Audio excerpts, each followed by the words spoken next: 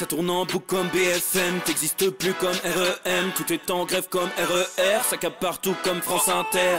Faut pas croire tout ce qu'on dit à la télévision. Merci YouTube pour la liberté d'expression. C'est la vérité absolue, c'est de l'info et de l'actu. Si t'as un doute sur le contenu, check les sources ou le nombre de vues. C'est la vérité absolue, c'est de l'info et de l'actu. Si t'as un doute sur le contenu, check les sources ou le nombre de vues. Calme-toi Dimitri, la force tranquille, ça tape dans le mille. De midi à minuit, dégomme les mensonges comme des quilles. Depuis qu'il y a des séances publiques, je veux plus au cirque mais à l'hémicycle. Scandale politique et médiatique, pour rien rater il faut que tu cliques. Mec c'est Rémi, le meilleur du pire en ligne de mire. Aucun parti pris, que des avis bien réfléchis. J'suis encore bourré comme un Polac, donc j'pensais voir Laurent Ournac. J'crois que j'suis toujours à côté de la plaque, mais en politique j'sais qui est le crack. Ouais j'sais qui est le crack. Juste milieu. J'crois que j'sais qui est le crack. Ça lit des kilomètres de presse pour faire un résumé express. Ça charbonne comme un chinois avec la qualité d'un bavarois. On sera en retraite après notre mort, on sera bouffé par l'inflation. Dans le doute je vais voter Voldemort pour les prochaines élections. Passe de la country à la drill sans transition. C'était pas une bonne idée de me confier cette mission. Si t'aimes pas, dégoûte pas les autres. C'est pas moi qui le dis, moi je suis le roi des pauvres. Pour réfléchir, j'ai qu'un euro, non, moi je tomberai pas dans la fraude. Je le prononce Fröhliches-Mittel, comme Angela Merkel. Désolé, je fais ce que je peux, je trouve ma répartie chez Lidl. Des enquêtes exceptionnelles, pas de langue de bois et de l'humour. La revue c'est juste mensuel, les vidéos c'est juste tous les jours. Ouais, c'est juste tous les jours. Juste milieu. Regarde ça tous les jours. Juste milieu. Désolé pour mon manque de répartie. Je sais même pas ce que je débite. C'est dur la géopolitique. Ou un peu comme ma... République. Ma République, non? C'est dur la République quand même, non? Ouais? Non? Ah non, c'est mou, non? Ouais, les mecs se font chier, on dirait un peu. Ouais, c'est un peu mou. Enfin, ça dépend dans quel pays. Ouais. Bah, j'y connais pas grand chose, moi. Et c'est quoi une démocratie déjà?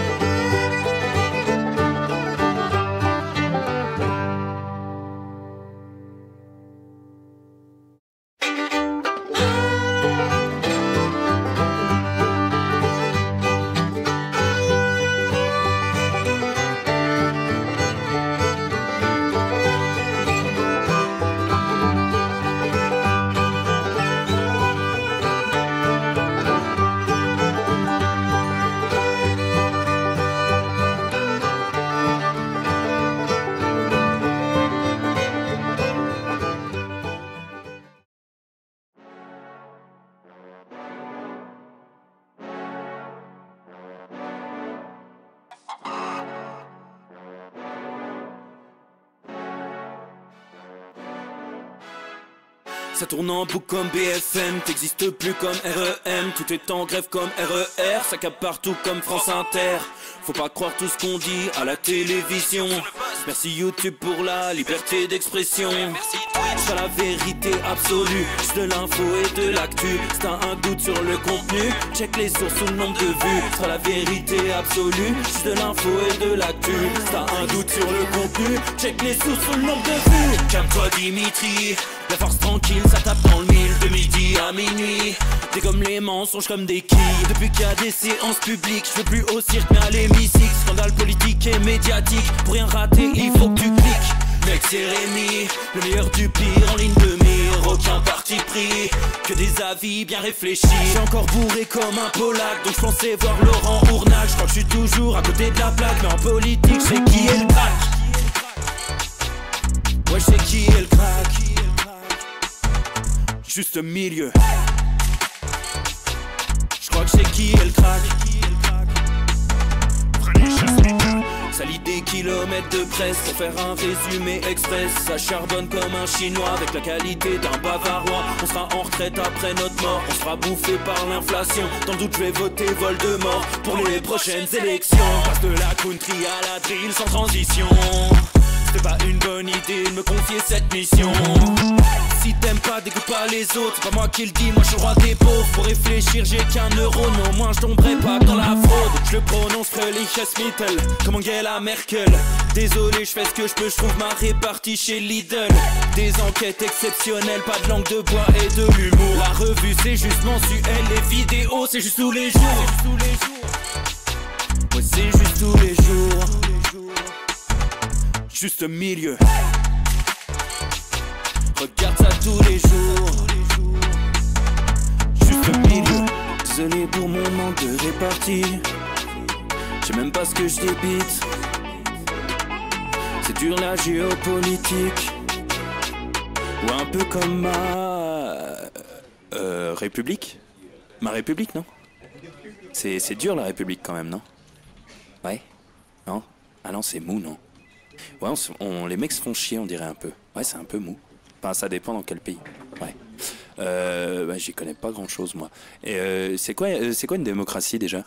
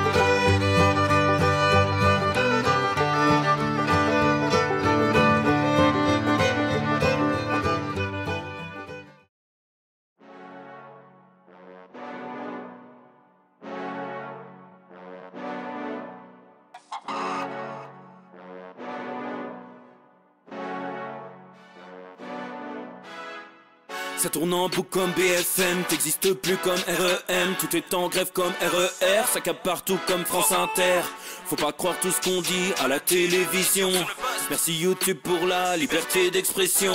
C'est pas la vérité absolue, juste de l'info et de l'actu. Si t'as un doute sur le contenu, check les sources ou le nombre de vues. C'est pas la vérité absolue, juste de l'info et de l'actu. Si t'as un doute sur le contenu, check les sources ou le nombre de vues. Calme-toi Dimitri, la force tranquille, ça tape dans le mille. De midi à minuit, dégomme les mensonges comme des quilles. Depuis qu'il y a des séances publiques, je veux plus au cirque mais à l'hémicycle. Scandale politique et médiatique, pour rien rater il faut que tu cliques. Mec c'est Rémi, le meilleur du pire en ligne de mire. Aucun parti pris, que des avis bien réfléchis. J'suis encore bourré comme un Polac, donc j'pensais voir Laurent Ournac. J'crois que j'suis toujours à côté de la plaque, mais en politique j'sais qui est le crack. Ouais j'sais qui est le crack. Juste milieu. J'crois que j'sais qui est le crack. Ça lit des kilomètres de presse pour faire un résumé express. Ça charbonne comme un chinois avec la qualité d'un bavarois. On sera en retraite après notre mort, on sera bouffé par l'inflation. Dans le doute je vais voter Voldemort pour les prochaines élections. Passe de la country à la drill sans transition. c'était pas une bonne idée de me confier cette mission. Si t'aimes pas, dégoûte pas les autres, c'est pas moi qui le dis, moi je suis le roi des pauvres. Pour réfléchir, j'ai qu'un euro, mais au moins je tomberai pas dans la fraude. Je le prononce Fröhliches Mittel, comme Angela Merkel. Désolé, je fais ce que je peux, je trouve ma répartie chez Lidl. Des enquêtes exceptionnelles, pas de langue de bois et de l'humour. La revue c'est juste mensuel, les vidéos c'est juste tous les jours.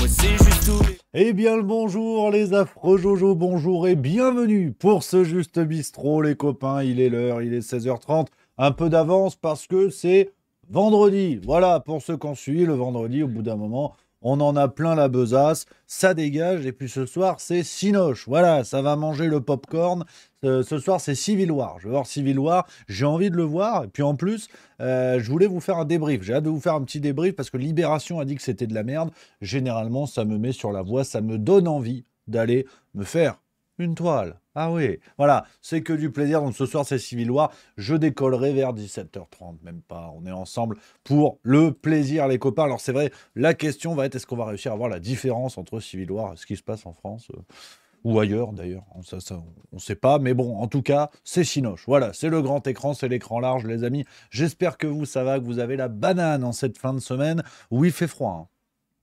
Alors là, c'est vrai que c'est à s'y méprendre. C'est à s'y méprendre parce que vraiment, tu comprends pas beaucoup. C'est-à-dire que quand j'étais en Écosse la semaine dernière, là, enfin, semaine dernière, putain, ça me paraît loin déjà, début de semaine, pardon, enfin, semaine dernière, début de semaine, tu sais, l'Écosse, bon, il fait beau plusieurs fois par jour. Alors, parfois, il y a ciel bleu, il pleut, tu sais pas pourquoi. Parfois, il fait dégueulasse, 2 heures après, c'est grand soleil. Enfin, bref. Et pendant ce temps, on m'avait dit, ouais, à Lausanne, il fait 25 degrés. Je fais, bon, bah, super, je rentre à Lausanne, je me fais bronzer les roubignoles. Bon, bah, j'arrive, il faisait 2 le matin. Et 2, c'est pas beaucoup. 2, on est, si vous voulez, au niveau du QI de Gabriel Attal. Quand il n'y a plus de fiches McKinsey, vraiment, c'est un calmar. Hein. Et je me suis dit, putain, c'est pas beaucoup. Et là, c'est pareil, il fait froid. Là, il fait froid en ce moment. Donc, non, c'est très curieux, la météo. Tu passes de 25 à 2, comme ça. La méthode Véronique Gourgeot. Tout le monde se refroidit à une vitesse assez folle. Donc, voilà. Et bien, apparemment, jusqu'au début de semaine prochaine, c'est dégueulasse. Après, ça revient. Donc, bon, on verra. En tout cas, bon, tu me diras, on s'en fout. C'est pas non plus Météo France, cette émission. Donc, je tenais juste à vous dire.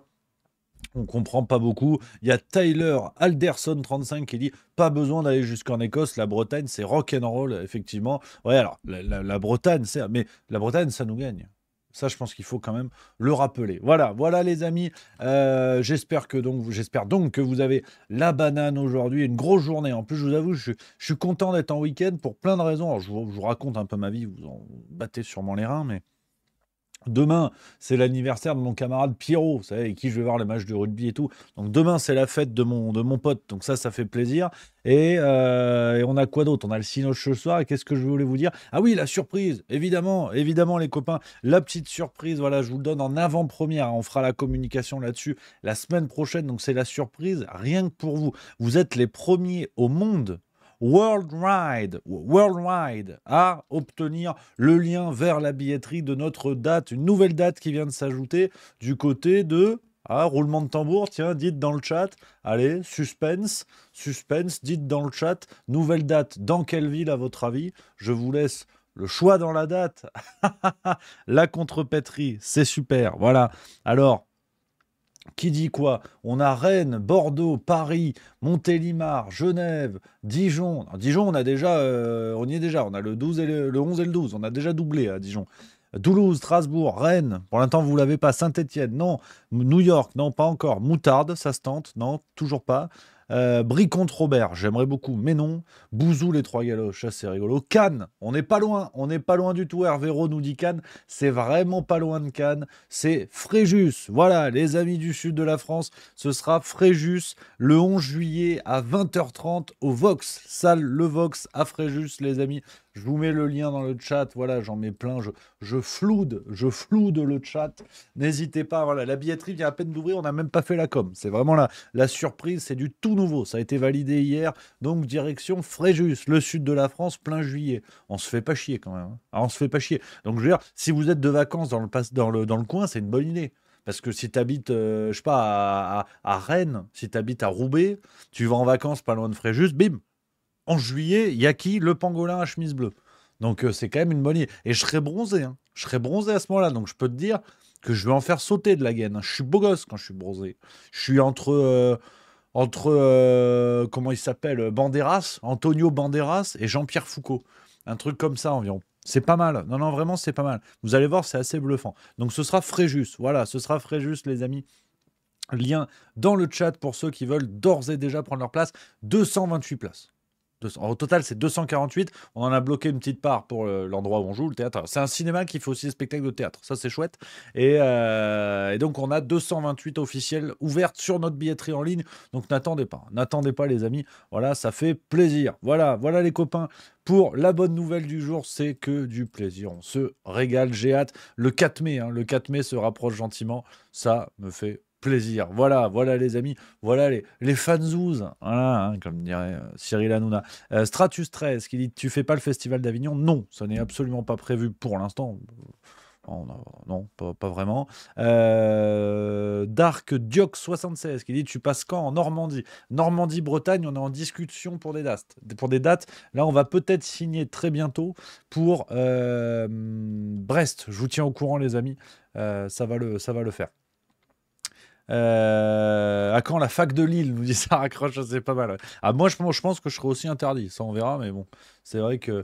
Alors bon, on en a parlé hier, hein, je vais pas, on va pas épiloguer, mais franchement, je vais vous montrer une séquence rapidos parce que j'avais pas envie de vous parler de ça, j'avais envie de parler de sujets cool en première partie de l'émission, et après on va finir hein, le documentaire qu'on avait commencé hier sur Macron, mais honnêtement. Sur cette histoire, donc l'université de Lille, les amis, on en a parlé hier, je vais pas vous redire, je vous renvoie vers l'émission d'hier, du 18 avril, en replay sur Juste Milieu VOD, si jamais. Mais regardez la déclaration de Mélenchon dans la foulée, enfin, franchement, ça devient catastrophique. Regardez, je vous montre ça. Je crois que ça se passera de commentaires, je vous le montre juste parce qu'il plombe son propre camp, ça devient usant ce qu'a dit Mélenchon aujourd'hui. Enfin, hier d'ailleurs, sauf erreur. Attends, mais pourquoi il n'y a pas de son? Parce que ça va pas être pratique. Attends, regarde. Ah oui, voilà, j'avais pas mis dans les enceintes. Donc ça ne peut pas marcher, en fait. Nous connaissons les bassesses qui ont conduit la police française à faire la rafle du Veldiv sur les ordres des capitulars de l'époque qui étaient déjà couchés comme des chiens gémissants après avoir capitulé sans condition devant l'envahisseur nazi. Nous connaissons l'histoire de notre pays. Et c'est parce que nous la connaissons que nous nous méfions pas seulement des fascistes, mais plus encore peut-être des lâches, des faibles, ceux qui, dans la chaîne interminable du mal, signent un papier pour organiser un convoi SNCF, qui signent des papiers pour donner des ordres à la police. Moi, je n'ai rien fait, disait Eichmann. Je n'ai fait qu'obéir à la loi telle qu'elle était dans mon pays. Alors ils disent qu'ils obéissent à la loi, et ils mettent en œuvre des mesures immorales qui ne sont justifiées par rien ni personne. Celui qui a cédé, président de l'université, dont on me dit que par ailleurs c'est un brave homme, ce que je veux bien croire. Mais à l'instant où il avait à décider, il n'était plus un brave homme singulier, il était le président d'une université. Voilà, donc en toute tranquillité, Mélenchon compare le président de l'université de Lille, qui a pris cette décision de merde d'annuler la fameuse conférence, et il le compare en toute tranquillité à Eichmann et aux nazis qui signaient les laissez-passer pour les trains qui allaient vers les camps. Bon, au bout d'un moment, qu'il aille se faire cuire le cul, Mélenchon. Enfin, ça commence à me fatiguer dans les grandes largeurs. Le débat est déjà ultra explosif, c'est n'importe quoi. Et le mec arrive avec une voix d'outre-tombe, façon Mélenchon du Bon Coin, pour dire ce genre de bêtises. C'est sidérant, vraiment sidérant, par respect pour l'histoire. Et quand Mélenchon et la France Insoumise, à sa suite évidemment, réclament le respect de la liberté d'expression, le respect de tout ça, qui commence déjà par respecter l'histoire et arrêter les sorties grandiloquentes pour faire chialer dans les chaumières, parce que ça ne contribue juste qu'à faire de lui un vieux monsieur sénile qui oublie peut-être un petit peu vite qu'il a commencé sa carrière chez les communistes et qu'il faudrait l'entendre un petit peu plus sur le pacte germano-soviétique. Donc au bout d'un moment, si on veut jouer au procès en historicité comme ça devient fatigant. Et tout ça devant son armée des clones. Derrière, Chikirou, Boyard, Panot, Quatennens, c'est vraiment ce que j'appelle une décharge à ciel ouvert.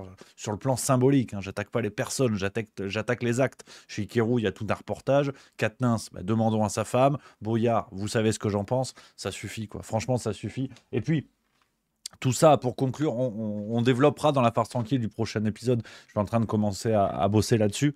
Mais la stratégie de Mélenchon est très intéressante parce que on n'a pas attendu cette déclaration pour comprendre qu'il jouait contre son camp. Mais ce qui est intéressant, c'est que Mélenchon est en train d'enfumer Manon Aubry, mais dans une dimension rarement vue.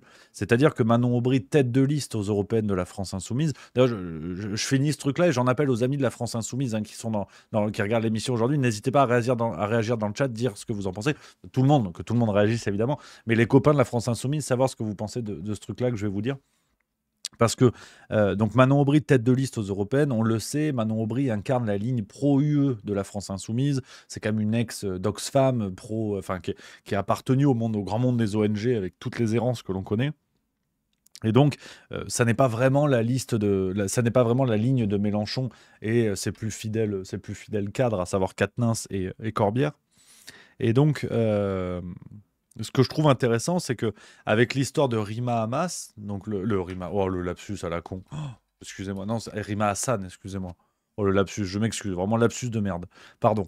Rima Hassan, avec l'histoire de Rima Hassan, donc Mélenchon qui vraiment la pousse, la met en avant. Mélenchon s'impose d'ailleurs comme une figure de ces élections européennes, alors qu'il figure au dernier rang de la liste LFI aux européennes. On voit Mélenchon qui tout à coup déboule au premier rang avec Rima Hassan.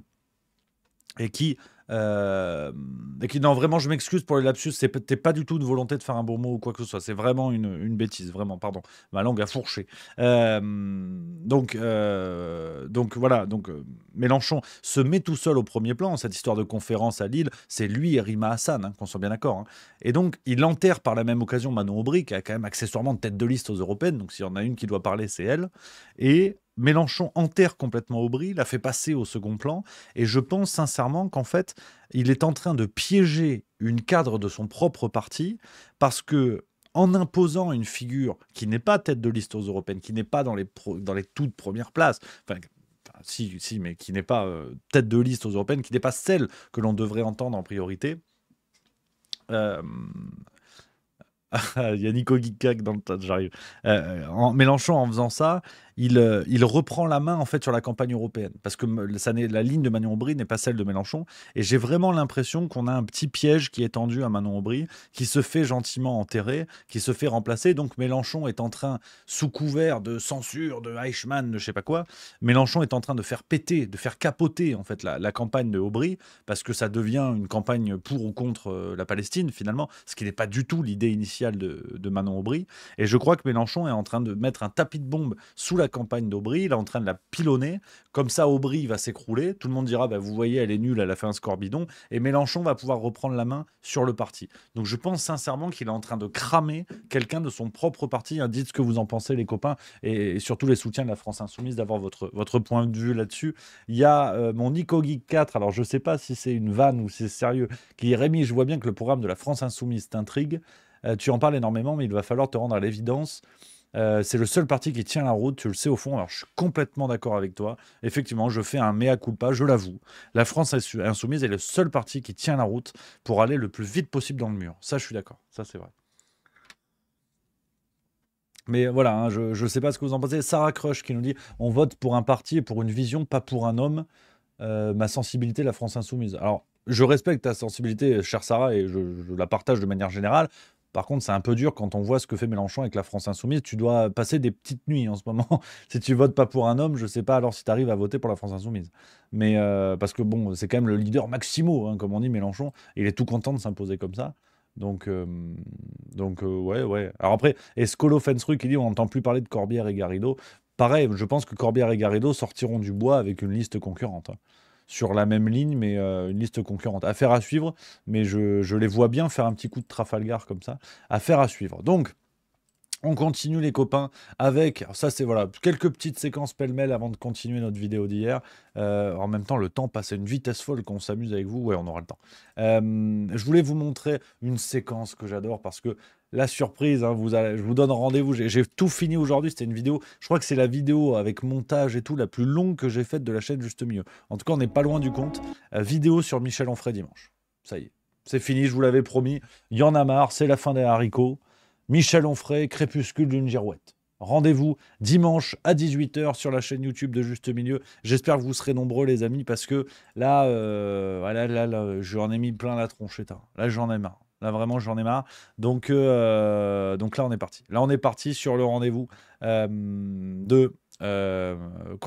sur Michel Onfray, pas forcément pour ou contre, d'ailleurs le sujet n'est pas là, vous allez voir dans la vidéo, mais là je me le farcis, je commence à en avoir un petit peu marre, j'ai hâte d'avoir votre avis là-dessus, et du coup dans les archives, dans toutes les archives que j'ai traitées, j'ai retrouvé une séquence, en plus face à ce monsieur, hein, on va pas faire de l'attaque ad hominem, mais je n'en pense pas moins, Gérard Miller, qui s'était fait remettre à sa place par Onfray, c'est cadeau, ça fait plaisir. 8 ans à l'Université populaire de Caen, j'ai démarré avec les présocratiques, j'arrive à Freud, l'an prochain je serai ailleurs, c'est pas mon fonds de commerce, moi Freud, c'est le tour de Freud cette année, c'est le tour de Freud, voilà. Mais je reproche pas des choses ambiguës, je dis très précisément que Freud a fait une dédicace élogieuse à Mussolini, et c'est vérifiable. Je dis qu'effectivement, il y a eu des complaisances à l'endroit du chancelier Dollfuss, qui était un chancelier austro-fasciste. Je fais savoir que Freud a travaillé avec l'Institut Göring, pour que la psychanalyse puisse exister sous le régime national-socialiste. Voilà. Donc je trouve étonnant que, devant des faits comme cela auxquels on ne répond rien, on me traite d'antisémite, de nazi, de personnages qui réactivent les thèses de l'extrême droite, de personnages qui, etc. Enfin, les insultes que vous avez oubliées, parce que...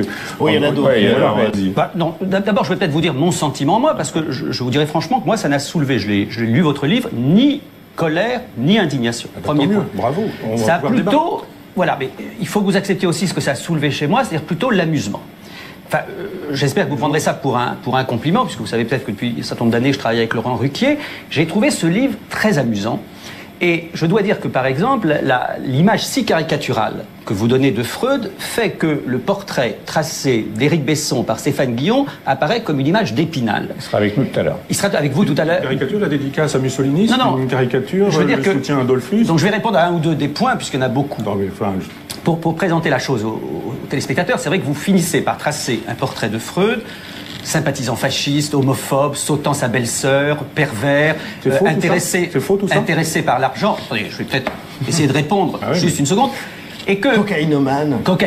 C'est faux, ça. En plus... 12 ans, non, mais, 12 ans cocaïnomane. Non, mais ne présentez pas ça comme des découvertes. Ah non. Alors, je vais essayer de vous répondre sur un vous a point. dit que c'était des découvertes. Ce qui est désagréable, je vais vous dire, si vous me laissez une seconde parler... C'est vous qui êtes affecté, beaucoup plus que je ne le croyais. Ah ben moi, c'est ma vie, la psychanalyse. Oui, je sais. C'est mon métier.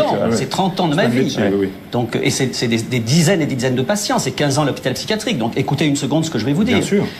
Lorsque, par exemple, vous parlez de Freud, est-ce qu'on peut simplement dire aux gens qui nous écoutent que nous sommes à la fin du 19e siècle?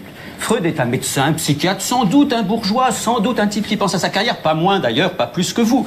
Et à un moment donné, il a fait cette chose extraordinaire, qui est d'écouter ses patients comme on les avait jamais écoutés. Et Question, juste Michel Onfray, une question toute simple. Est-ce que pour vous, la psychanalyse aide les gens, soigne les gens? Je réponds aussi à cette question dans le livre et je réponds oui. Est-ce que, comme, puisqu'il s'agit de Bernadette Soubirous et de Lourdes, il y a aussi des gens qui vont à Lourdes, qui font des prières, qui accrochent leurs béquilles et qui s'en vont guéris. Il y a des effets placebo. Donc il n'y a pas de raison qu'en se mettant sur le divan de monsieur, en payant aussi cher qu'on paie habituellement les analyses. C'est pas désagréable, vous voyez. Eh ben, je dis qu'on s'allonge sur votre divan, pourquoi vous trouvez que c'est désagréable? Vous avez vous-même de ce monsieur. Vous avez vous-même pensé devenir psychanalyste. Monsieur est blessé. Est-ce que vous pouvez nous parler du moment où vous avez vous-même pensé devenir psychanalyste? Oui, j'ai pensé effectivement que... C'était ça la citation que j'avais sur ce papier. C'est très bien. C'est très bien. Alors, comme ça, je vais pouvoir vous répondre sur cette question-là. Je pense effectivement que pour en finir avec des charlots de votre acabit, on peut effectivement inventer une autre psychanalyse et que pour inventer une autre psychanalyse, il faut devenir soi-même psychanalyste, c'est-à-dire payer des gens comme vous pour avoir le droit d'être psychanalyste et pour avoir le droit de critiquer la psychanalyse, par exemple à partir de Sartre. Réponse à votre question, je pense effectivement que Sartre a mis au point une psychanalyse existentielle qui mériterait qu'on puisse la développer pour soigner et guérir vraiment des gens sans imaginer qu'à chaque fois on ait besoin de rappeler les histoires de papa avec qui on a envie de coucher ou de maman ou l'inverse ou ce genre de choses, enfin le vieux machin édipien qu'on a toujours, quoi qu'on paie, de toute façon chez monsieur, on obtient toujours cette réponse. J'adore cette petite séquence, elle m'a fait plaisir. Donc voilà les amis, rendez-vous dimanche à 18 h pour en savoir plus sur cette histoire-là. Je réponds à qui donc dans le chat, et c'est vrai que c'est intéressant, j'en avais parlé, qui dit tu es pas un peu dégoûté parce qu'il ne t'avait pas accepté une interview? Alors, très honnêtement, mon cher ami, la vie me dégoûte par plein de points. Il y a plein de choses qui me dégoûtent, mais pas ça. Ça, c'est pas très grave. Tu sais, honnêtement, je touche du bois avec juste milieu, on arrive à faire des vues hein, sans être vraiment des prostituées du clic. Ça va. Effectivement, c'est le cas. J'avais contacté par 2 fois Michel Onfray. La première, je crois que c'était à Let It Be, au tout début de JT Milieu. Je ne vais pas dire de conneries. Et après, la deuxième, c'était plus récemment. C'était peut-être il y a moins d'1 an, en tout cas. Et effectivement, à chaque fois, il m'a répondu qu'il n'avait pas le temps et tout, mais ça n'a rien à voir. Non, non, le vrai déclic, ça a été cet échange avec une auditrice de Sud Radio, je crois qu'on en parlait hier déjà, auditrice de Sud Radio qui lui avait rappelé ses propos, les propos qu'il avait tenus, comparant les non-vaccinés à des violeurs de jeunes filles ou à des gens qui distribuaient le sida, enfin des gens qui avaient le sida et qui faisaient l'amour sans protection. Donc qui transmettaient le sida. Et donc l'auditrice lui rappelle ça de manière d'ailleurs totalement correcte, totalement courtoise. Et il explique qu'il ne s'en rappelle pas, qu'il n'a jamais dit... Enfin non, pas du tout qu'il ne s'en rappelle pas, qu'il n'a jamais dit ça et qu'il menace même l'auditrice de poursuite en justice. Et là, c'est allé trop loin. Parce que, pour moi, hein, mon humble avis, hein, je ne suis pas juge, je ne suis pas machin. Mais c'est-à-dire que vous connaissez mes positions, je l'ai dit hier, je le redis. Je ne suis pas du tout un partisan de la condamnation définitive de quelqu'un. J'aime avoir des désaccords avec une personne, j'aime la complexité des personnes. Il y a des gens qui disent quelque chose avec un élément avec lequel je suis d'accord et qui vont dire une énorme connerie une semaine après. Bah, c'est pas parce qu'il y a cette connerie que je ne les considère plus, que je les prends définitivement pour des fascistes ou des antivax ou des je sais pas quoi. La vie est quand même un petit peu plus savoureuse, un petit peu plus subtile que ce qu'on peut avoir dans le traitement BFM TV, où à partir du moment où quelqu'un a dit quand même Macron il est vilain, on va dire bah, à partir de maintenant lui c'est un nazi. Je trouve ça un petit peu dommage d'avoir cette vision étriquée de l'humain, si vous voulez, de la complexité de l'humain. Et Onfray c'était pareil pendant longtemps, et même après je sais que sur Twitch beaucoup n'étaient pas d'accord avec moi, on en avait parlé hein, quand j'expliquais que ouais, ses propos sur le vaccin, sur Raoult, sur machin et tout, bah, je trouvais que il avait fait des choses intéressantes, il avait dit des choses que je trouvais très intéressantes, et que ces errances là, en tout cas ce que je considérais être des errances au moment du Covid, je les trouvais, bah voilà, je trouvais que ça faisait partie du personnage et de ses particularités, et de ses failles, on va dire, de ses contradictions.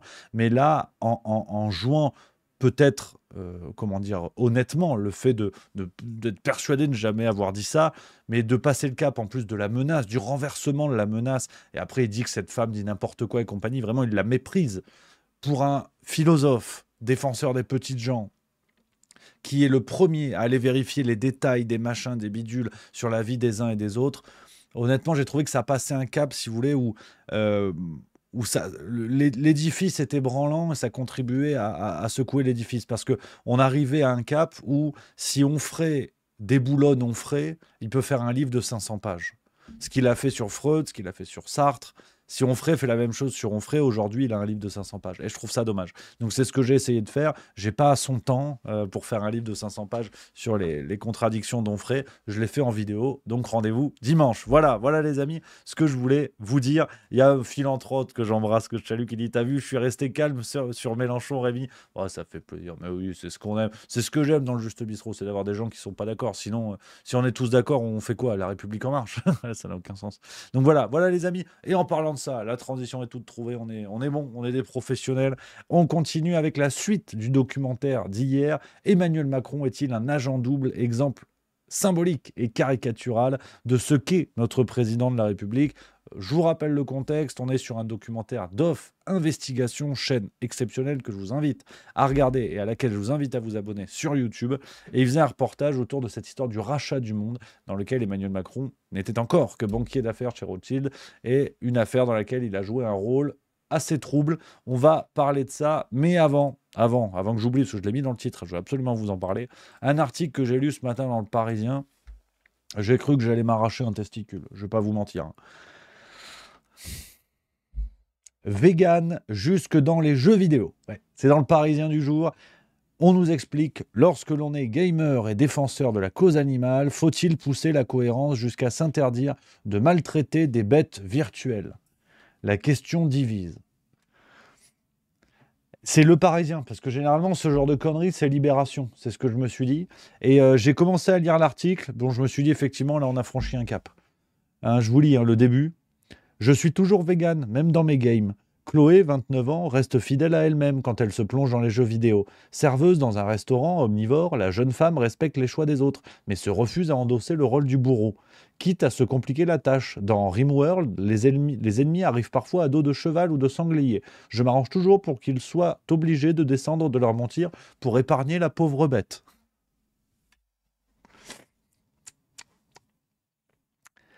Tu vois, j'ai trouvé un sens à ma vie parce que je vous l'ai dit, à la fin de chaque spectacle, avec la tournée qui va commencer, la petite idée, comme je voulais me risquer à l'exercice de l'impro, je voulais faire des vannes sur les actus du moment, mais vraiment du jour J. Et l'idée que j'ai trouvée, c'est de prendre le journal du jour et de lire des articles, que les gens comprennent que, en fait, mes meilleurs auteurs de blagues, ce sont les journaux. Et quand je vois passer ce genre de truc et que je n'ai pas de spectacle prévu le soir même, ça me rend triste. Parce que je me dis, qu'est-ce qu'on aurait rigolé avec une connerie du genre? Mais l'avantage, c'est que comme il y en a tous les jours, le 4 mai, d'ici là, on aura autre chose. Mais non, celle-là, elle est belle. Celle-là, elle est belle. Alors, rendez-vous compte, hein, le monde dans lequel on vit. C'est... Allez, on va faire un peu de propos réactionnaires gratuits. Mais dans un monde où l'IVG est perçu comme une liberté, que des gens se battent pour sauver des animaux virtuels... Alors là, moi, je dis chapeau. Je dis chapeau bas sur la cohérence intellectuelle. Chapeau bas. Non, vraiment, là, c'est bien joué. Là, c'est bien joué. Dire quand nos amis véganes vont te chercher des céréales qui viennent de l'autre bout de la planète pour lesquelles on exploite des paysans avec des minuscules salaires dans des conditions folles, pour pas parler des vêtements, des bidules, des machins, et on va sauver 3 otaries dans les Sims. Alors là, moi, je me couche. Hein. Honnêtement... Là, je peux pas mieux. Là, je veux dire, je peux pas mieux. Franchement, là, on est bien. Non, là, on est pas mal. Là, franchement, on est pas mal. Je trouve ça très intéressant. Très intéressant. Le rapport à la vie, tu vois. Le rapport à la vie, où déjà, on a franchi cette strate où la vie humaine a été mise au niveau de la vie animale. C'est un éternel débat très intéressant. Je ne dis pas que c'est bien ou mal. On n'est pas dans le jugement moral. Vous connaissez la maison. Mais que maintenant... certaines personnes en France, en tout cas, aient plus de considération pour la vie d'animaux virtuels que pour la vie d'humains. Alors là, franchement, là, je sais plus quoi vous dire. Moi, là, je sais plus quoi vous dire. Hein, vraiment, là, je suis bluffé par la gueule de ce monde. Vraiment, voilà, je vois les réactions, hein, je vois les réactions dans le truc, c'est assez extraordinaire. C'est assez extraordinaire, mais ça offre des bonnes blagues. C'est l'avantage, c'est ce que je trouve quand même plutôt chouette. Et le pire, c'est qu'il va y avoir une reproduction de ces gens-là, de ceux qui pensent ça. Et je caricature, je suis un peu en roue libre, c'est vendredi. Hein, mais quand les gens qui veulent sauver les otaries dans les Sims vont avoir des enfants. Alors le problème, c'est que on peut imaginer que ces gens-là pensent que, de toute façon, pour sauver la planète, il ne faut pas faire d'enfants. C'est peut-être là où on a une chance. D'ailleurs, j'encourage tous les gens qui considèrent que faire des enfants, ça pollue. J'encourage à ne surtout pas en faire. À ne surtout pas polluer. Vraiment, vraiment, vraiment. Je vous en supplie. Ne vous reproduisez pas. C'est le plus important. Et c'est bien. C'est pour la planète. Voilà, hein, ne l'oublions jamais. Donc, non, je pense qu'on est pas mal. Je pense qu'on est vraiment pas mal dans ce monde-là. Je voulais absolument vous parler de cet article, mais vraiment qui m'a fait... Je sais pas si ça m'a fait rire ou pleurer, ou si j'ai eu envie de buter une mouette dans Red Dead Redemption 2. Je sais pas. J'ai ça à la PlayStation. J'ai la PlayStation. J'ai la PlayStation 5. Ouais, non, je me la raconte parce que je l'ai depuis 2 ans en plus. Il y avait des histoires en Suisse, il y avait un opérateur, bon, je vous en ai rien à foutre, mais je vous le raconte. Opérateur Salt, ils font les téléphones mobiles. Et à un moment donné, c'était au moment de la sortie de la PS5, si tu prenais un abonnement chez eux, tu avais la PlayStation. Et à ce moment-là, moi, il fallait que j'ai un nouvel abonnement en Suisse, justement. Et j'ai dit, tiens, banco, j'ai pris la PlayStation. Donc j'ai eu la PlayStation 5 à ce moment-là. Bon, alors je dois jouer 1 heure par semaine. On est vraiment sur productivité limitée, tu vois. Je joue à FIFA, généralement. Aux jeux de foot ou aux jeux de basket. Voilà. Donc j'ai la PlayStation, j'ai également Red Dead Redemption 2. Ça j'aime bien, c'est le cowboy. Voilà. Ça va déflinguer du bison, ça me parle. Je pense que dans une vie antérieure, j'ai été un cowboy. et j'ai dû buter pas mal de bisons. Mais bon, après, ça, c'est voilà. C'est vrai que c'est pas vegan. Comme jeu, c'est pas vegan. J'en conviens. Voilà, les amis, sans transition, on va vers ce que je voulais vous dire, les copains. On va vers le reportage. Je vous ai donné quelques éléments de contexte. On y va. Alors, c'est vrai qu'il y a Atomic Bot qui dit envoie le gamer tag, Rémi. Ce serait un délire de faire ça. À un moment donné, on avait eu l'idée avec Edouard, on en avait parlé, de faire des trucs de jeux vidéo, mais tu sais, à la con, de temps en temps, 1 heure, vraiment. Faire un truc de jeu, ça pourrait être marrant. Compétition avec les justes fans sur certains jeux, mais le problème, c'est que je joue à rien, moi. Je joue à FIFA, au basket, NBA 2K 23, hein, en ce moment, ou 24. Non, 23, je crois. Je sais plus. Et Rocket League. Je joue à Rocket League aussi. Donc, ça pourrait être rigolo à voir quand est-ce qu'on trouverait du temps. Tu vois, juste gaming, ça peut être... c'est pas le projet au départ, mais je veux dire, ça peut être marrant. Après, le problème, c'est que je vais faire ça 1 fois tous les 6 mois, donc je sais pas si ça a du sens. Bref, on y va sur Emmanuel Macron, on y retourne, les copains. La suite du reportage Off Investigation. Macron est-il un agent double ? La grande crainte qui émerge à ce moment-là, c'est est-ce que Emmanuel Macron ne roulerait pas pour Minc ? Est-ce que l'idée d'Emmanuel Macron, c'est pas de laisser le temps à ce trio de renforcer sa position et son offre pour... Écrit par Emmanuel Macron pour le compte de la Société des rédacteurs du Monde, était écrit dans les bureaux du camp adverse. Ah oui, non, c'est ça. Voilà. On était là. Société des rédacteurs du Monde. À ce titre, il a dialogué avec les 2 offres qui étaient sur la table. Et moi, Emmanuel Macron, je le connais depuis bien longtemps, et on a des relations d'amitié anciennes, étroites et anciennes, mais en l'occurrence, il avait dialogué aussi avec l'autre interlocuteur. Mais dans un livre récent, Minc révélera pour la première fois qu'en 2010, il avait bien réussi à convaincre Emmanuel Macron de se mettre secrètement au service des repreneurs préférés de Nicolas Sarkozy. Je l'ai entraîné chez Prisa, je l'ai ensuite retourné pour Le Monde, il devient notre banquier. Quand vous dites dans le livre de David et l'homme, je l'ai retourné pour Le Monde, qu'est-ce que c'est que cet exploit ? C'est pas un exploit, c'est que je lui ai expliqué notre offre. Je lui ai dit, attends, on est la seule bonne solution. C'est tout. Travaillant pour Rothschild, une banque traditionnellement liée à la droite française, Emmanuel Macron va se laisser convaincre. Emmanuel Macron a joué le rôle de conseil bénévole auprès de la Société des rédacteurs du Monde, et eux, ils ont cru un peu naïvement qu'ils n'avaient pas d'intérêt dans le dossier. Mais c'est presque du classique chez un banquier d'affaires de jouer les 2 joueurs d'une partie en parallèle et en même temps 2 joueurs qui sont parfois opposés, qui ont des intérêts opposés sur un dossier. C'est comme ça qu'on conclut les deals. Donc Emmanuel Macron, il s'est comporté davantage en banquier d'affaires sur un dossier, certes symbolique, la vente du Monde, et il a fait croire que ses conseils auprès des journalistes du Monde étaient d'ordre bénévole. En fait, ils étaient, oui, effectivement, sur le papier d'ordre bénévole, mais il était intéressé à la partie qui était en cours. Est-ce que c'était par rapport à des enjeux politiques ? Je suis pas sûr. C'était plus des enjeux d'affaires, et que Rothschild & Co soit en proximité historique de la droite française, ça semble relativement établi. Ce dont parle Marc Andevelde ici, le conseil bénévole, je vois dans le chat, DarkJox76 notamment qui réagit, ça, dans le milieu des cabinets de conseil, ça se fait beaucoup, ça s'appelle les conseils pro bono, c'est-à-dire que les cabinets de conseil mettent à disposition des entreprises ou même des gouvernements hein, ou des institutions publiques des conseils, enfin des employés du cabinet de conseil et qui sont mis à disposition de manière gratuite. Et ça permet donc à ces cabinets de conseil d'être là en disant on va vous aider, on va vous conseiller, on va machin, mais de grappiller un maximum de réseaux et d'informations. Par exemple, ce qui avait été fait dans la constitution de la campagne de Macron en 2017, ça se fait beaucoup avec les gouvernements. C'est une pratique tout à fait scandaleuse parce que ça permet d'avoir des informations cruciales, voire confidentielles. Aujourd'hui, l'ancien patron de Prisa confirme lui aussi qu'Emmanuel Macron s'était secrètement rangé en faveur des repreneurs préférés de Nicolas Sarkozy. He was apparently in favor of us, you know, and we had a very good relation with Macron. À ce stade de notre enquête, nous contactons l'Élysée.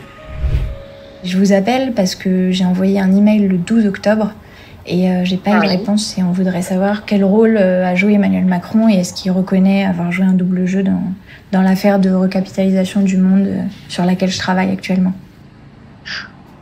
Ok, je crois pas que j'ai tout compris, mais est-ce que c'est possible de nous envoyer un mail du coup pour qu'on puisse prendre connaissance de votre demande, s'il vous plaît? Ce sera plus simple de l'avoir par mail. Du coup, vous avez l'adresse organisationpresse@elysée.fr. Exactement, j'ai envoyé un mail à ce mail-là. Est-ce que vous pouvez vérifier, peut-être que vous l'avez bien reçu? Je l'ai envoyé à... Après, le truc, c'est qu'on reçoit vraiment beaucoup de mails. Si vous l'envoyez maintenant, on le recevra tout de suite, quoi.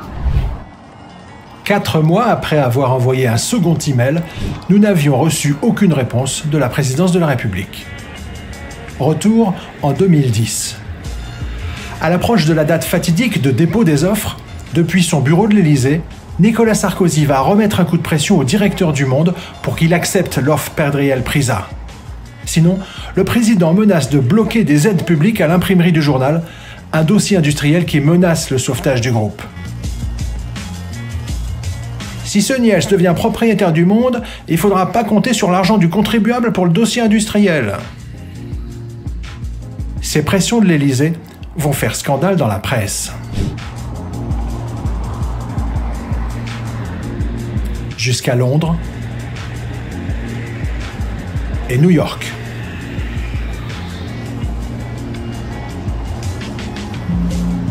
Le 19 juin 2010, ultime rebondissement. Stéphane Richard, le patron du groupe Orange, rejoint au dernier moment l'offre Perdriel-Prisa. Or, c'est un proche de Nicolas Sarkozy. Donc, est-ce que Sarkozy a demandé au patron d'Orange, Stéphane Richard, de monter ou de participer, on va dire, à une offre concurrente?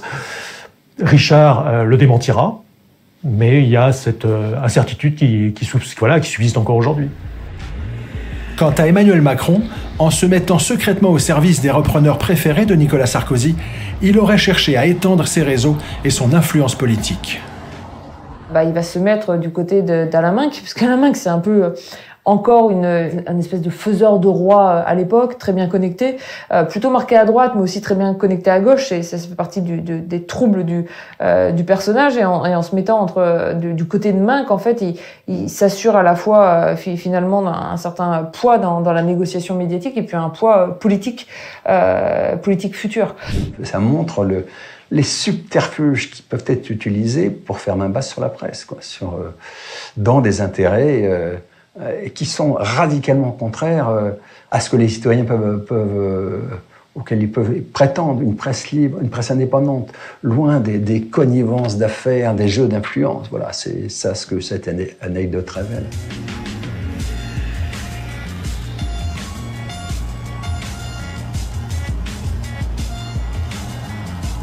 À quelques jours du vote crucial de la SRM, sentant que le trio Niel, Berger, Pigasse va l'emporter, Emmanuel Macron tente un dernier coup de poker. Repousser le choix des repreneurs après l'été, au risque que le Monde dépose son bilan. On ne voyait pas de raison pourquoi il nous obligeait à faire ça. Et de fait, quand il est venu nous en parler à l'Assemblée générale de juin, ou plutôt dans une réunion préparatoire qui avait lieu avant, où on donnait les éléments, et ce qui fait que tout le monde est... les gens ont très mal compris, et on dit mais qu'est-ce que vous pensez, vous les élus, de ce que nous dit notre conseiller? Et on a dit que le conseiller était conseiller, qui pensait ce qu'il voulait, mais que nous, c'est pas la recommandation qu'on faisait, évidemment. Sans que, il y a une défiance qui s'est installée, et que la seule solution, on va dire, logique et saine, c'est de prendre nos distances par rapport à Emmanuel Macron. Il nous a aidés très précieusement pendant une période, mais on arrive à un moment où, on va dire, les choses sont bancales, il y a trop de suspicions, et on arrête de travailler avec lui à ce moment-là. La veille du jour J, les deux groupes d'actionnaires passent une sorte de grand oral devant les salariés.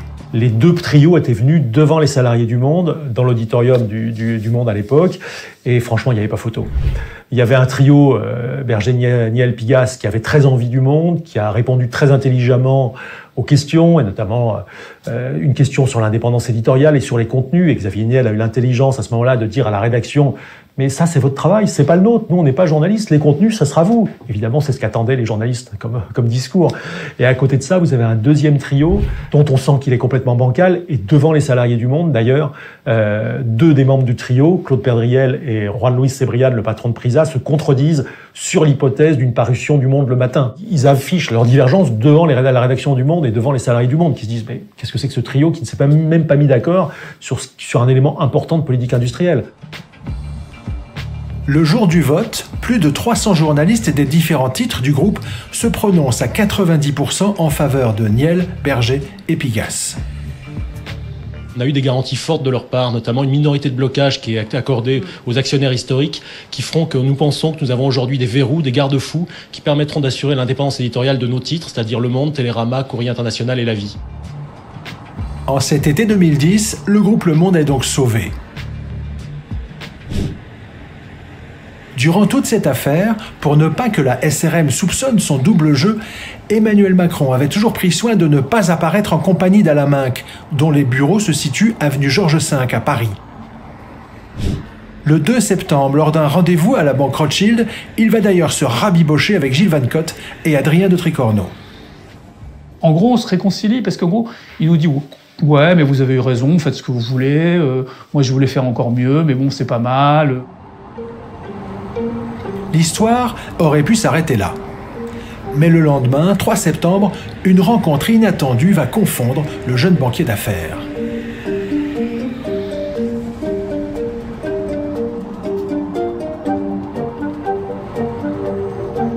Là, ce qui va être raconté, les amis, écoutez bien, c'est extraordinaire cette histoire. Vous en avez peut-être entendu parler déjà, c'est complètement zinzin cette histoire-là.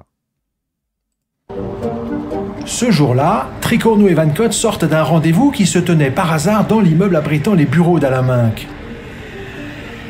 Donc on est dehors, on a fini notre rendez-vous, on est devant l'avenue Georges V, le 10 avenue Georges V, avec notre avocat, le vice-président de la Société des rédacteurs et moi-même. Et puis la porte s'ouvre et Alain Minc, avec quelques personnes, sort.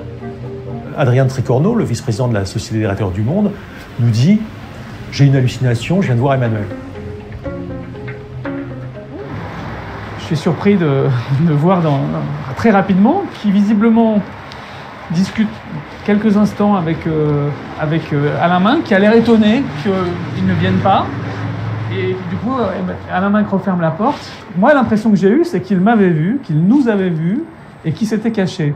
Quand je dis ça aux autres, ils m'ont dit « Mais non, écoute, c'est énorme, il serait venu nous dire bonjour, etc. » Et du coup, je vais aller voir, je leur dis que restez là, tout le monde était pressé. Hein, et je dis, je vais aller voir et je vais vous le ramener pour qu'il nous dise bonjour et qu'il nous explique. Et il rentre dans l'immeuble. Emmanuel Macron serait-il en train de courir dans l'escalier pour se cacher dans les étages? Tricorno le suit de près. Et quand j'arrive au dernier étage de l'immeuble, effectivement, je tombe sur quelqu'un qui était très silencieux jusque quand je montais les marches, mais qui subitement, quand j'arrive à l'étage, se met à sortir son téléphone, à regarder ses pieds et à parler à quelqu'un qui probablement n'était pas au bout du fil d'ailleurs. Et lui, il m'a dit, mais excuse-moi, mais je suis au téléphone. Je dis, ah, mais là, j'ai senti qu'il avait du mal à parler, son souffle était coupé. Il m'a dit, non, j'attends des clients, donc je ne peux pas bouger. Je dis, les clients, ils passent par la porte d'entrée, donc il n'y a aucune raison de ne pas pouvoir bouger. Et il m'a dit, oui, parce que là, on nous prête des locaux. Je dis, pourquoi tu rentres pas? Il m'a dit, parce que je n'ai pas la clé. Enfin, là, ça tenait pas debout, il était dans l'improvisation, quoi. C'était hyper drôle. C'est qu'il était très gêné. Et effectivement, ça se sentait physiquement. C'est-à-dire que je me suis approché lentement de lui pendant qu'il continuait à parler, tout en regardant ses pieds, en faisant semblant de plus en plus de ne pas voir que je me rapprochais, Je me suis arrêté un peu devant lui, j'ai étendu lentement la main. Et je lui ai dit, tu nous dis pas bonjour Emmanuel, tu nous connais plus, etc. Enfin voilà, ça me faisait rire en fait. J'ai un peu jubilé parce que là je me suis dit, ah je l'ai trouvé, ils vont pas se foutre de moi, je l'ai trouvé. En fait c'est quelqu'un qui très rapidement aurait pu trouver une explication, ce qu'il a essayé de faire ensuite, quand je redescendais avec lui. Mais là il avait rien et j'avais une sorte de preuve matérielle de collusion. Et donc pendant un moment il y a une panique et une envie de fuir. Et tout d'un coup, sortent de l'immeuble Adrien et Emmanuel Macron. Donc effectivement, Adrien n'avait pas eu d'hallucination. En bas, l'atmosphère est assez froide parce que eux, ils se préparaient, quand la porte s'est ouverte, ils se préparaient à éclater de rire en disant « Tu vois Adrien, t'avais rêvé ». Et l'autre ça, il voit Emmanuel. Oubliant les clients qu'il était censé attendre, Emmanuel Macron poursuit alors le journaliste du Monde jusqu'au métro.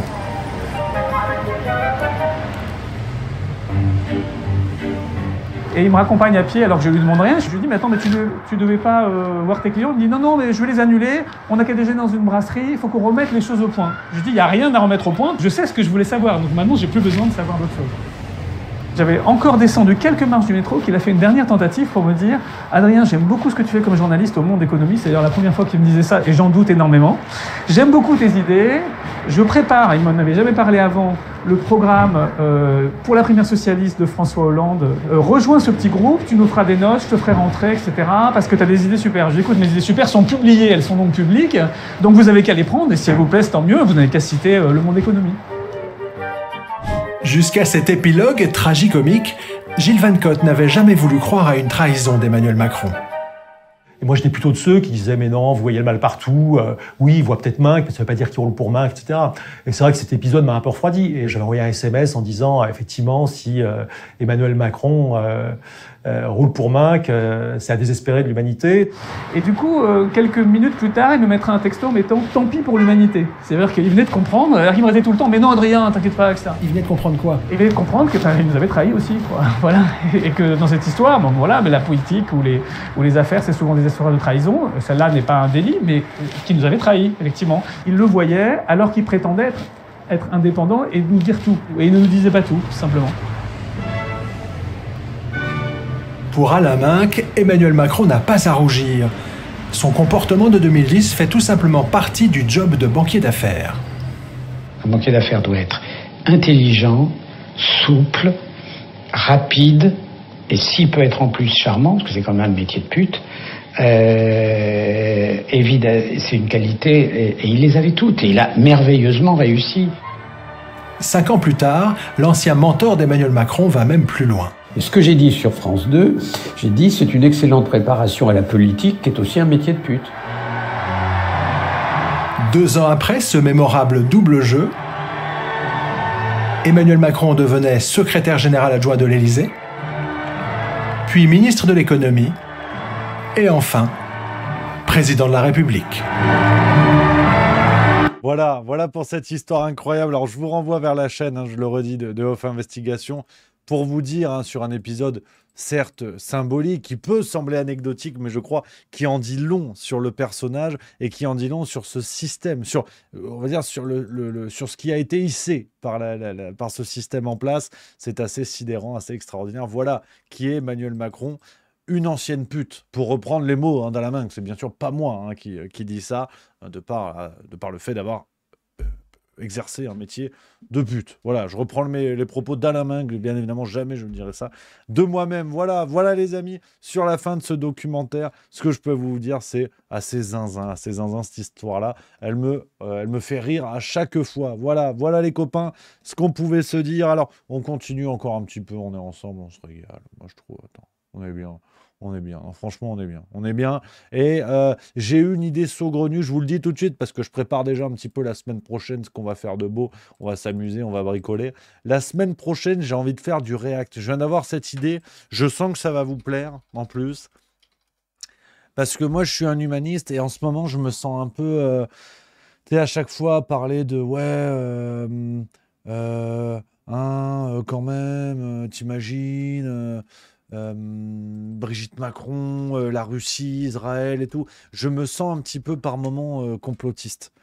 Et donc on va faire un truc, c'est que la semaine prochaine, on va se React, on va regarder des vidéos de Conspiracy Watch. Bonjour à tous et bienvenue dans les déconspirations. Ouais. On va React des vidéos de Conspiracy Watch, ça me semble très important, parce que sinon on va perdre le nord. Donc je pense qu'on va se mater des émissions des déconspirateurs par exemple. On va faire ça. Ça me semble très très important de rester dans le bon sens. Dans le bon sens, on va se faire un déconspirateur. On choisira celui avec Sophia Aram, m'a l'air particulièrement sympathique. Je crois qu'on va faire ça. Ça me paraît bien. Ça me paraît être une bonne idée. Mais en même temps, oui, non, mais je suis con en même temps. Mais non, c'est pas possible parce qu'elles sont bloquées les vidéos. Et oui, les histoires avec Salim Laibi, avec Morillo et tout, ouais, c'est pas possible, on peut pas les regarder, je crois. Merde, je crois que c'est bloqué. Bon, c'est pas grave, on trouvera d'autres vidéos, parce qu'il faut se remettre dans le bon sens. Donc, on va regarder des trucs sympas. Vous pouvez compter sur moi. Voilà, voilà les amis, on finit avec une petite note de rigolade, c'est vendredi détente, c'est le plaisir, vous le savez. On finit avec un personnage que j'adore, à chaque fois je vous le montre, mais je sais que c'est pas l'unanimité, mais il me fait crever de rire, j'ai envie de partager ça avec vous. Pour finir en beauté, c'est l'inénarrable, l'incontournable Benjamin Tranier, nouveau personnage, coach en séduction, vous allez voir, ça me fait crever de rire. Qui a dit que ça devenait impossible de draguer en 2024 et même que ça commençait à bien faire? Quentin, lui, oui c'est vrai, il a dit ça. Et c'est justement pour aider les hommes comme lui en quête de repères qu'on accueille à présent un coach en séduction qui va vous donner justement des petits tips pour conclure. Bonjour Fab Sex Alpha. Bonjour, Mal-Alpha en devenir. Grâce à mes techniques d'abordage des femmes, j'ai sexé plus de 634 femmes cette année. Dis-moi, tu te sens tout seul quand tu descends en ville? Tu veux faire des rencontres d'amour ou juste faire Abonne-toi à ma chaîne Fab Sex Alpha. Quentin lui fait partie de mes abonnés, donc n'hésite pas à souscrire à l'une de mes formations. Je répondrai à vos questions telles que la femme, c'est quoi qu'elles aiment? Comment qu'on donne envie à une femme de nous embrasser? Le top 5 des parfums pour choper dispo chez Action. Comment la suivre jusqu'à chez elle en étant sexy et mystérieux? Comment savoir si on a le zouzou qui goûte pas bon? Ou même, au fait, c'est quoi cette histoire de consentement? Tout d'abord, les femmes, elles sont cérébrales. Alors pour draguer, allez au musée et aborder des femmes et parlez fort comme si vous visitiez le musée avec des gens. À ma gauche, la plus belle œuvre du musée. Et quand elle se retourne et qu'elle voit qu'il y a personne, tu lui dis « Eh non, je parlais de toi, je plaisante. » T'aurais pas envie de manulinguer? Je préfère demander. Faut pas y avoir peur de dire des phrases trop crutes à la femme, c'est important. Mon t-shirt « Salut la Miss » est toujours en vente. Sur mon site, vous pouvez trouver des accessoires de séduction comme le bracelet en cuir, des boissons Yak and G's, des mugs « Je peux pas, j'ai sexe », un déguisement de Peaky Blinders ou une tondeuse pour bien faire ton collier de barbe et le sif. Et attention, bien dans ce sens, c'est important. Parce qu'il faut pas qu'on ait la barbe qui sente la litière quand on lui fait la bise à la Miss. Ah, il me tue de rire. Vraiment, je l'adore. Benjamin Tranier, alors je sais, c'est du 14 millième degré, mais il a une galerie de personnages qui est vraiment chouette. Et je prends un malin plaisir, vous le savez, parce que je sais qu'il aime. Certains d'entre vous n'aiment pas du tout, et ça me fait marrer. Ça me fait marrer, les copains. Voilà un petit peu ce qu'on pouvait se dire pour aujourd'hui et pour cette semaine. Voilà, les amis, on est au bout de cette émission. Les amis, merci pour cette semaine de zinzin. Voilà, retour de vacances, malade mardi, mais on est reparti plein gaz. On se donne rendez-vous lundi, 16h45, le retour du Juste Bistrot, semaine complète. C'est un grand chelem qui est annoncé, je vous le dis. Et dimanche, 18h, vidéo spéciale. Michel Onfray, Crépuscule, d'une girouette. Je compte sur vous, on fait péter les scores pour cette vidéo, les amis. J'espère que ça va vous plaire. Vidéo de 40 minutes. Ah, c'est l'une des plus longues que j'ai faites en montage et tout ça, hors extrait Twitch. C'est balèze, c'est balèze. Voilà les amis, j'ai hâte d'avoir votre avis. Et la semaine prochaine, allez, le petit scoop, c'est entre nous. On aura un interview la semaine prochaine avec Florian Philippot. Voilà, c'est annoncé, c'est toujours un plaisir de le recevoir. On va aussi lancer, on va essayer avec la tournée de bricoler. Je fais au mieux, les copains. On va faire comme on peut avant début juin. On va essayer d'envoyer des pistes aussi pour interviewer des candidats de liste aux européennes. Alors, ça peut être bien sûr Georges Kuzmanovic qu'on a déjà eu, ça peut être Florian Philippot. Ça peut être François Asselineau. Et j'aimerais avoir aussi, par exemple, le Parti Pirate, avoir les petites listes, on va dire, qui n'ont pas vraiment voix au chapitre, malgré les fausses histoires d'équilibre de temps dans les médias. Voilà, on se tient au courant. Et puis, on lancera aussi, autre scoop, et on finit là-dessus, une grande initiative, comme on avait fait, rappelez-vous, pour les élections présidentielles 2022. Juste Milieu va lancer le sondage citoyen. Voilà, Edouard est en train de tout préparer, de tout finaliser. On va lancer notre institut de sondage où vous pourrez voter pour la liste des européennes de votre choix. Il y aura bien sûr le vote blanc, on a pensé à tout. Comme ça, on aura les résultats, on mettra ça à jour tous les 2-3 jours. Ce sera le sondage Juste Milieu des élections européennes jusqu'au premier tour, le 6 juin ou 9 juin, je ne me rappelle jamais. Voilà les copains, ce sera la semaine prochaine. Je pense dans la farce tranquille, on vous lancera ça officiellement. Il y aura peut-être une petite vidéo également. Voilà les amis, merci d'avoir été là. Merci à vous, passez un excellent week-end, profitez bien. On se retrouve avec la banane, à fond la forme. Et la vidéo sur Michel Onfray, me demande mon Babcom 5 que j'embrasse, elle est déjà sur la boîte noire. Voilà, elle est sur la boîte noire en avant-première pour ceux qui sont abonnés. Voilà, merci les copains, merci d'avoir été là. Prenez soin de vous, je vous embrasse, je vous aime. Vive la rigolade, vive la France, à lundi.